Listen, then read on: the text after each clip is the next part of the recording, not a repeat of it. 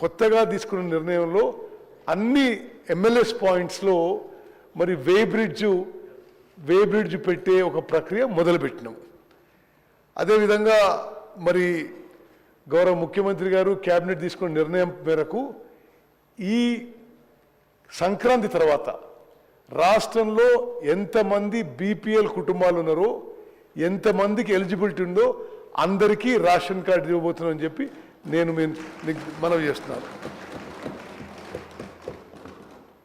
అదేవిధంగా మరి రాజశేఖర రెడ్డి గారు అడిగినట్టుగా ఇది వీటికి కమిషన్ విషయంలో కూడా తప్పనిసరి అది పరిశీలన చేస్తాం. మీరు చెప్పిన ఇంకో విషయం సప్లై చైన్ లీకేజెస్ విషయంలో చాలా మరి కఠినంగా ఎక్సైజ్ చేస్తున్నాం. మీరు అన్నమాట వాస్తవం. మరి డీలర్లు ఈ సప్లై చైన్లో లీకేజీలో తక్కువ రావడానికి వాళ్ళు ఇబ్బంది పడకూడదనే విధంగా we're trying to control the supply chain leakages. ఈ గన్నీ బ్యాగ్స్ 500 గ్రాములు ఉండే మాట అది already taken in to consideration. Gunny bag already taken in to consideration. అయితే ఈ ట్రాన్స్పోర్టేషన్కి ఇతర ఛార్జీలకి 21 రూపాయలు సెంట్రల్ గవర్నమెంట్ ఇస్తుంది, అది డీలర్లకు ఇవ్వడం లేదని మీరు చెప్పిన విషయం సరే తప్పనిసరిగా అది పరిశీలిస్తాము. మరి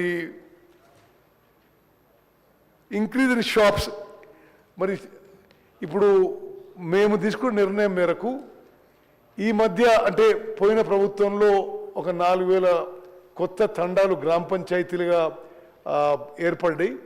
అక్కడ ఎక్కడెక్కడైతే వయబిలిటీ ఉంటుందో తప్పనిసరిగా కొత్త రేషన్ షాప్స్ ఇస్తాము.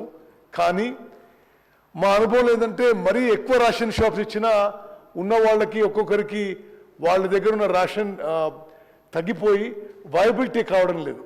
సో అందుకోసమే మరి మేము ఎక్కువ రేషన్ షాపులు ఇవ్వడానికి మాకు ఎటువంటి ప్రాబ్లం లేదు. కానీ రేషన్ షాప్ ఎవరికైతే ఇస్తామో వాళ్ళకి వయబిలిటీ ఉండే విధంగా కూడా చూసుకోవాల్సిన అవసరం ఉంది. కాబట్టి అది పరిశీలన చేస్తున్నామని చెప్పి మనవి చేస్తూ స్పీకర్ గారికి ధన్యవాదాలు. The remaining questions are deemed to have been